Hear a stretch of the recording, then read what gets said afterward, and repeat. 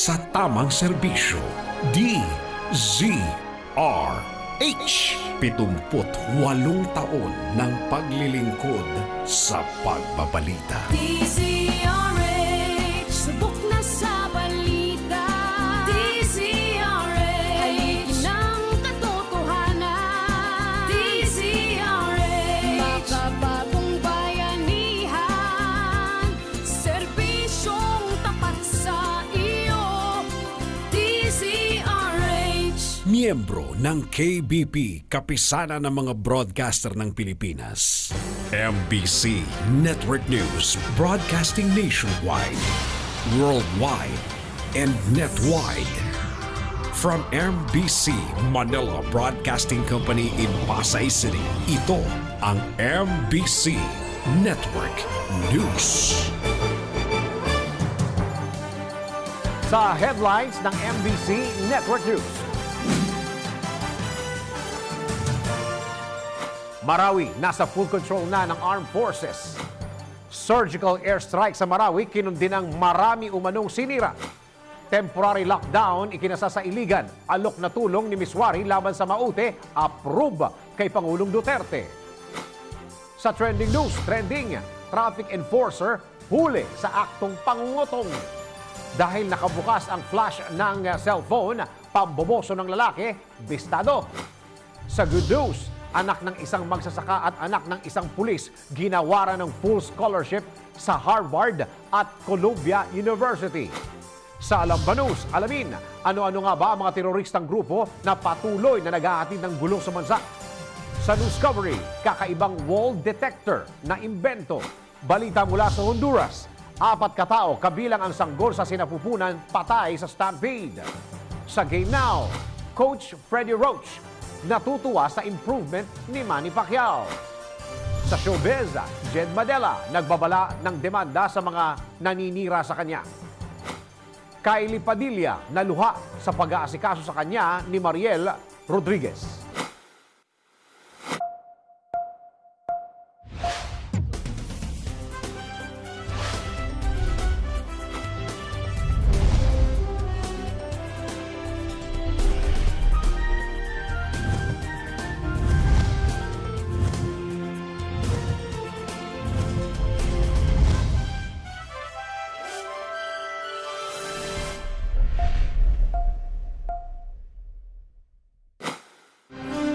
Magandang araw Pilipinas, Luzon, Visayas at Mindanao.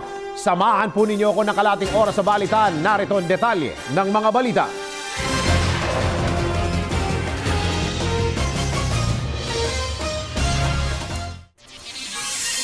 Muli po kami nagsagawa ng live poll. Ito po yung aming katanungan para sa araw na ito.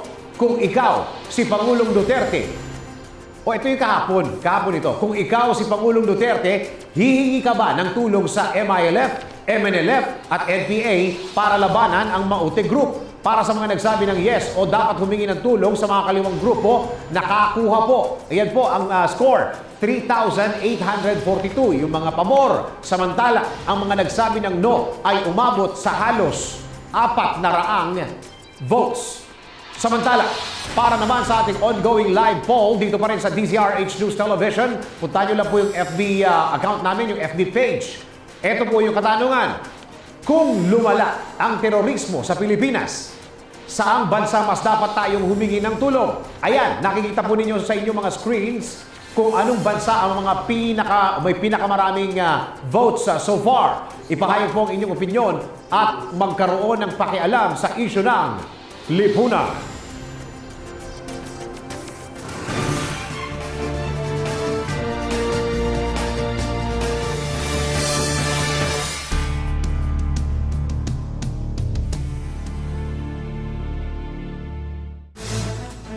Eto, good news. Nasa full control na ng Armed Forces of the Philippines ang Marawi City. Kung ilang barangay na lang ang lilinisin ng puwersa ng pamahalaan. Alamin po natin yan sa report ni Arisha 48 Sheila Idubas. Nabawi na ng Armed Forces of the Philippines ang kontrol sa buong Marawi sa ikapitong araw ng krisis na ayon sa AFP ay patapos na. Taliwas ito sa report na kalahati ng Marawi ay hawak pa rin ng Maute ISIS Group.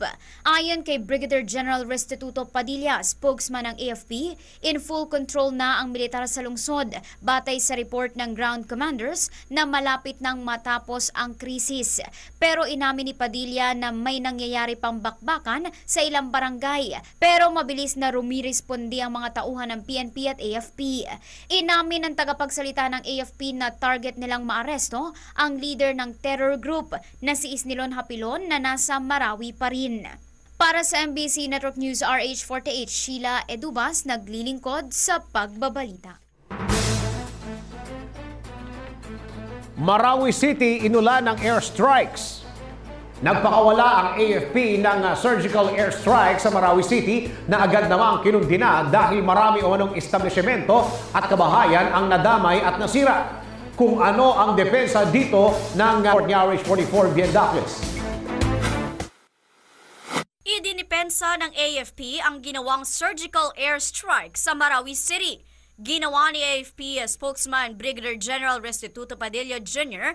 ang 2 distrito ng Lanao del Sur na kahit ang kanilang bahay sa syudad ay napinsalya, sapat ang kakayahan ng Air Force na masiguro na walang ibang target ng operasyon. Nauna nang inireklamo ni Congressman June Papandayan ay sa Marawi at marami pang ibang bahay. Idiniin ni Padilla na maaaring namataan sa paligid ng tinutukoy na property ang mga miyembro ng Maute kaya hindi sinasadyang napinsala ito ng surgical airstrikes. Para sa MBC Network News, naglilingkod sa pagbabalita. Naka-lockdown. Pansamantalang ipinatupad ang lockdown sa Iligan City para mas madaling mahuli ng mga otoridad ang mga miyembro ng Maute Group. Kung ano ang mga patakaran na ipinagbabawal sa ilalim ng lockdown, alamin natin yan sa report. Pansamantalang isinailalim sa lockdown ang Iligan Zone ng mga miyembro ng Maute Group na nagpanggap na sibilyan. Nilinaw ni Iligan City Mayor Celso Regencia na ang temporary lock hanggang alas 3 ng madaling araw ng Lunes. Dahil sa pinaigting, sinabi ng alkalde na maaaring ipatupad muli ang lockdown sa Iligan. Kung talagang sa ilalim ng lockdown, walang pwedeng pumasok o lumabas sa Iligan, di mapasok ng mga hinihinalang terorista. Samantala, tinanggap naman ni Pangulong Digong Duterte ang alok na tulong ni MNLF Founding Chairman Nur Miswari na sa Marawi City. Ayon sa Pangulo, nag-alok si Miswari na handang tumulong ang may 500 sa operasyon ng militar laban sa Maute Group. Sinabi ni Duterte na ang hakbang ni Miswari ay patungo sa kapayapaan sa Mindanao. Bukod sa MNLF, inimbitahan din ni Digong ang MILF at NPA na lumahok sa pagdurog sa Maute Group at Abu Sayyaf na matagal nang nanggugulo sa Mindanao. Para sa MBC Network News RH48, Sheila Edubas naglilingkod sa pagbabalita.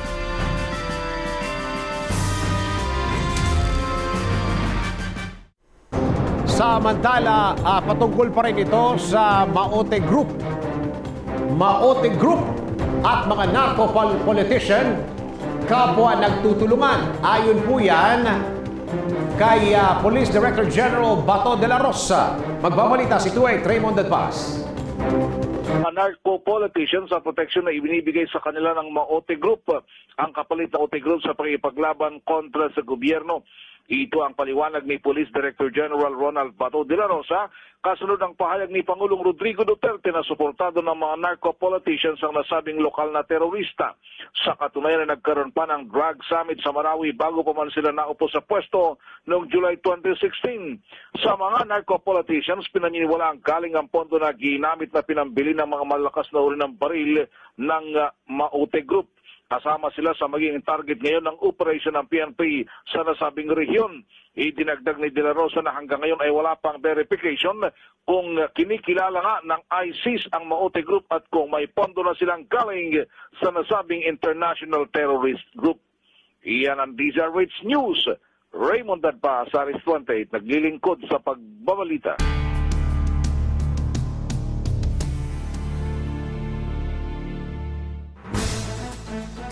Bad news ito para sa mga estudyante at mga magulang na ng pasukan. Asahan na ang pagtaas ng tuition fees ngayong pasukan matapos aprubahan ng CHED ang hiling ng may 200 universidad at kolegyo na magtaas ng sigil sa matlabayarin ng mga magulang. Alamin natin sa report ni RH44, Vian Dacles.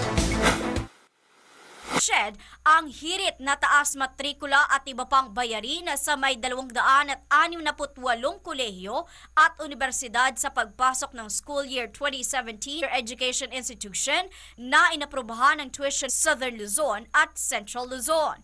Sa 268 HEIs, 262 ang magtataas lang ng tuition fee sa average na 6.96% o katumbas ng 86 pesos and 68 centavos per unit. Ang average increase naman ng school fees ay 6.9% o 243 pesos. Ang nasabing bilang ng mga paaralang pinayagang magtaas ng matrikula at iba pang bayan 1,652 na dami ng private HEIs sa buong bansa. Ng dagdag matrikula ay para sa pagtaas ng sahod, allowance, teaching personnel, habang 20% ang mapupunta para sa maayos na mga pasilidad at 10% naman para sa operating expenses o return of investment. Para sa MBC Network News, RH44, Vian Dacles, naglilingkod sa pagbabalita. Magkano nga bang nagastos ni Pangulong Duterte dun sa kanyang Russia trip? Iimbestigahan ng Senado ang naging gastusin ni Pangulong Duterte sa kanyang pagpunta sa Russia. Ito'y matapos pansinin ng mga umano ng mga gabinete at ng mga pamilya nito. Para sa kabuuang detalye ng balita, alamin natin yan sa report ni RH48 Sheila Idubas. Senator Grace po ang Malacanang sa ginastos sa pinakauling biyahe ni Pangulong Digong Duterte sa Russia. Ginawa ng senadora ang hakbang matapos punahin ang malaking delegasyon ng presidente sa nabanggit na biyahe. Ayon kay Poe, ilan sa mga opisyal ng gabinete at businessmen ang nagsama pa ng pamilya na mistulang naging bahagi din ng opisyal na delegasyon ng Pangulo. Sinabi ng senadora na gusto niyang malaman sa nakalipas na pagbisita ni Duterte sa Russia. Sinabi ni Poe, tanging si Budget Secretary Benjamin Jokno lang ang naiwan sa Malacanang bilang caretaker. Para sa MBC Network News RH48, Sheila Edubas, naglilingkod sa pagbabalita. Balita naman ito tungkol sa balik eskwela. Oplan balik eskwela ng Department of Education, umarangkada na. Anong mayroon dyan sa balik eskwela? Iba. Dennis, umarangkada na ang Oplan Balik Eskwela Information and Action Center sa buong bansa. At layunin ng DepEd na tugunan ang mga karaniwang suliranin, katanungan o karaniwang suliranin at katanungan sa panahon ng pagsa-DepEd. Magtatagal ang Oplan Balik Eskwela Inyo 16, 2017. Ang DepEd Central Office ay tumatanggap ng mga tawag mula Lunes hanggang Linggo mula alas 7 ng umaga hanggang alas 6 ng gabi. Ay ang 636-1663, 636-1663, 633-1942, 633-1942, 636-6549. At ang pwede rin mag-email, Dennis, action@yahoo.ph o pwedeng action@deped.gov.ph. At mag-aaral na may katanungan ang mga regional and division ng Oplan Balik Eskwela Information Action Center. Yan, Dennis, dahil ngayon nagsisimula na yung Balik Eskwela, kung kaya't panay at tuloy-tuloy yung pagtanggap ng tawag ng mga nagkakaroon ng problema, lalo na yung kanilang mga transferee, Dennis, yan nagkakaroon problema yung mga requirements. Kaya ang sabi ng DepEd ay pwedeng umaksyon at tumawag dito sa mga numerong ibinibinanggit ng mga guro, yung mga guro, yung kanilang mga pangangailangan dito sa pagbabalik eskwela, Dennis. Edmar, siguro pag nakausap mo yung DepEd, medyo Swiss yun na sumabay tayo sa makabagong teknolohiya, hindi yung meron lang telepono at saka website. Siguro magkaroon din ng globe line. Sabihin mo sa kanila, ituro mo rin sa kanila, kung sakasakaling nandyan ka, ituro mo na pwede na sila tanungan sa mga kababayan natin at pwede nilang pwede nilang, tawag doon, pwede nilang sagutin live. Mas marami Dennis, meron silang, hindi ko na nabanggit din nasa dulo yung kanilang cellphone number, no? Yung smart number. Isa lang ito, no? Sa 096 0027. Ito isa sa mga numerong binigay ng DepEd, Dennis, pero karamihan ay mga landline number. Itong kanilang mga binibigay, Dennis. Oo, kasi sa akin lang, Edmar, ang palagay ng mga teacher. Ang sinabi mo, Dennis, ganyan naman kadalasan yung mga sumusugod dyan sa eskwela para sa kanilang mga anak, Dennis, para sa mga enrollees. Okay. Tapos tatawagan ka namin ulit, Edmar, para kunin namin yung mga number na kinuha mo, ay yung mga number na binanggit mo, pati yung website. Facebook ba? Tumatanggap sila ng... Yung email lang na, wala silang binibigay na Facebook at saka yung Facebook saka yung kanilang Twitter account. Pero yung number, Dennis, ay marami silang binigay na number, yung landline. Ipupost natin yan sa DCRH1, yung galing sa DepEd, Dennis. Sa ganun, pwede natin maalalayan sa mga kababayan at doon nila kunin yung mga number. Okay. Tayo rin labas din natin sa TV at saka sa radyo. Kung sakasakali yung mga kababayan natin marami katanungan. Tapos, binanggit na pwedeng tumanggi sa estudyante pagka pampubliko. Ayo, Dennis, mabuhay yung estudyante, lalong-lalo na kasi kadalasan at yung iba naman kasi talagang wala pang birth certificate. Tama. Kailangan kasi yung original. Tama. Pero hindi mo pwedeng kung ano man yung kakulangan nung sa requirements para sa estudyante. Kahit ano pa yung mga iba naman, Dennis, yung hindi yung mga transferee, yung mga may mga kulang doon sa ibang eskwela, diba, yung mga problema niyan kadalasan yan na Dennis, yung Form 137. Ito mga yan nagiging problema. Pero ang sabi ng mga guro, sa DepEd sa press call ay walang tatanggihan sino ang estudyante magiging magkakaroon sa mga grade kailangan tanggapin din.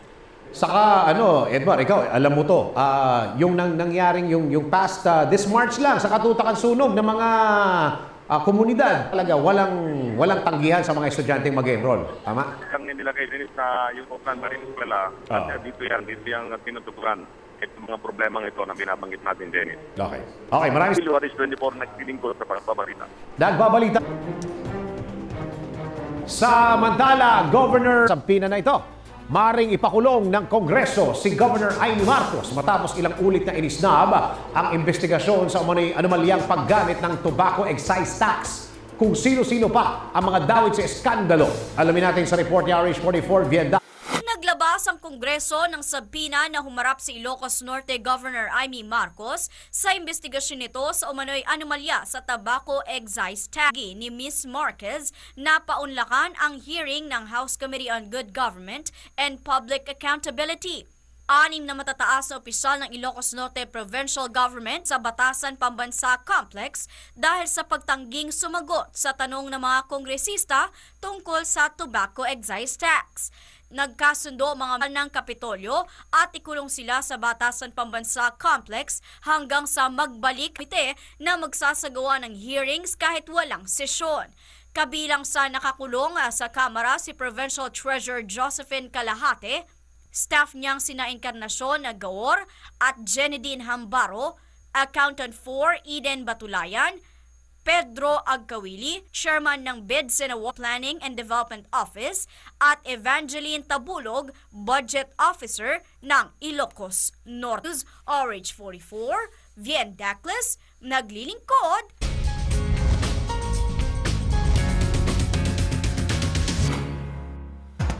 Asawa ni babala sa mga naninira. Nagbabala. Asawa ni nagbabala ng demanda sa mga lalagot naninira sa kanya.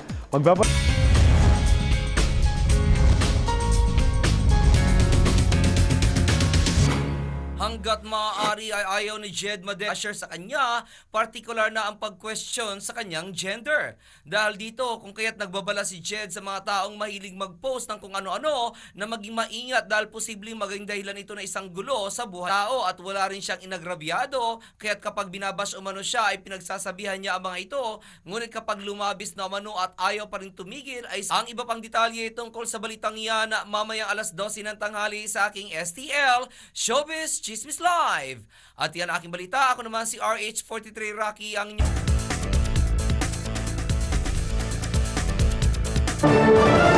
Ay nako, ito na naman sila. Aktual na nakuna ng video ang pangungutong ng isang traffic enforcer sa isang motorista na walang nagawa kung hindi enforcer. Ano pa ang mga nangyari? Panooring mabuti ang report ni RH44 via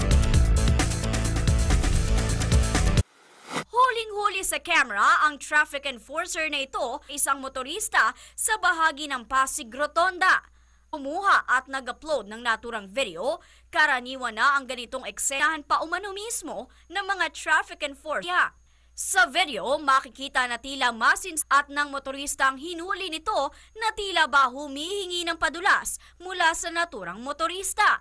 Dahil na rin marahil sa abala at kita na lamang ang motorista na magbigay ng tila 500 pesos upang lubayan na siya ng naturang blue buhaya.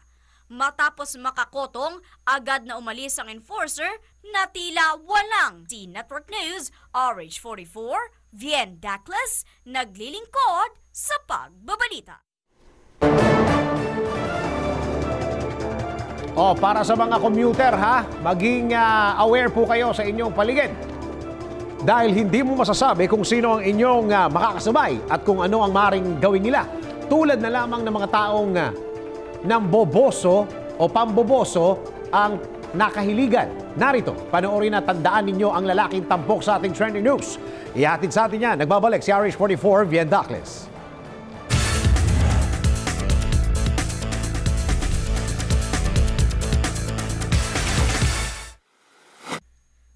Hindi na makakatanggi pa ang lalaking ito sakaling akusahan mang ng buboso. Ito'y dahil lingid sa kanyang kaalaman, nakabukas pala ang flash ng cellphone na gamit nito sa pambuboso sa katapat nitong babaeng pasahero sa isang pampasaherong jeep.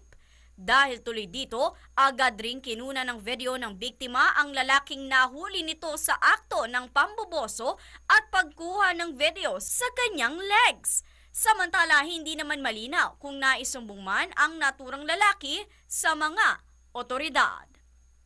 Para sa MBC Network News, RH44, Vien Daclas, naglilingkod sa pagbabalita.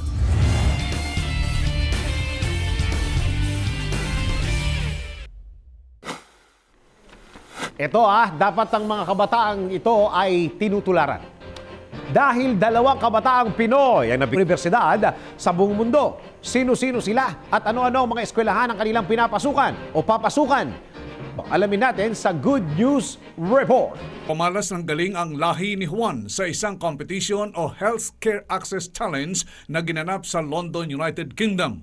Mula sa 110 entries na lumahok sa nasabing competition na kinabibilangan ng 30 bansa kabilang ang Pilipinas. Sa Pilipinas, nagtataka ba kayo kung kalabasan ngayon at naghahasik ng takot sa publiko lalong-lalong ito at bakit sila dumadami? Alamin natin. Na naideklara na ang martial law sa mga komunistang grupo, lalo na walahin ng nasabing grupo, wala ng militar laban sa kanila. Ang Pangulo, dapat patayin ang estado ng gobyerno. Inamin rin at ang ilan sa kanila ay nasa likod ng mga malakihang shabu factory sa banda teroristang grupo ang naghasik o patul. Para sa kabuwang balita, maglagon lang sa www.tcrhnews.com. Para sa Alam Ba News, RH49.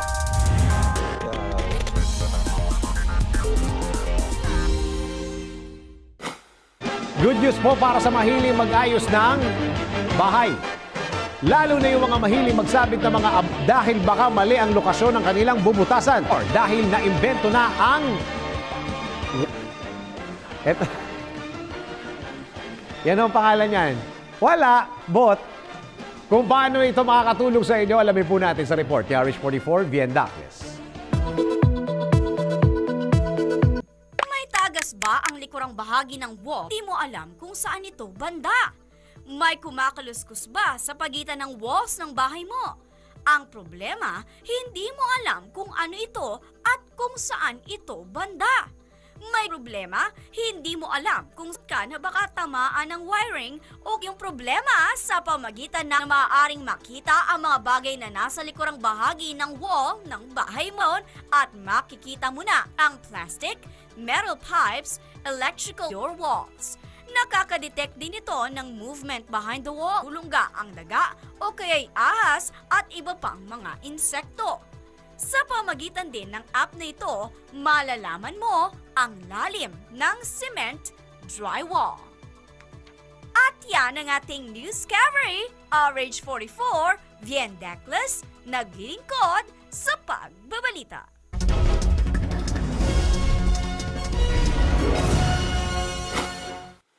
Naman ang sugatan, makaraang magkaroon ng stampede sa stadium ng National Football Finals sa Honduras. Ayon sa tagapagsalita ng University Teaching Hospital, namatay ang mga biktima dahil sa suffocation at pagkabali ng mga buto nang matapakan ang mga ito ng kapanik daw ang libu-libong soccer fans matapos na magpasabog ng tear gas ang pulisya.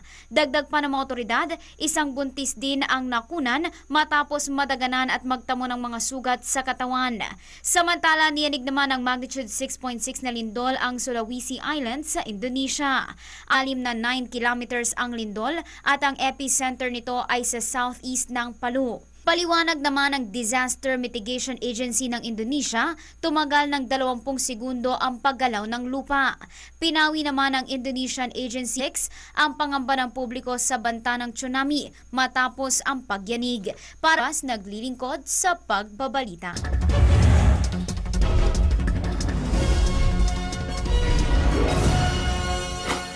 Ang kanyang nakikita sa training camp ni Senator Manny Pacquiao. Ito ay matapos ng ilang disappointing na sparring sessions kung saan nag-boxing coach sa kondisyon ng senador. Sa ikatlong linggo ng training ni 8th Division World Champ Manny Pacquiao, nakitaan ng mas magandang kondisyon, timing at coordination si ang laban na gaganapin sa Australia laban kay Australian boxer Jeff Horn. Ayon kay Coach Roach, normal na mabagal ang pick-up ni Manny sa training lalo na at 8 buwan siyang natigil sa pagboboxing upang atupagin ang kanyang mga tungkulin sa Senado. Nagkaroon din ng diskusyon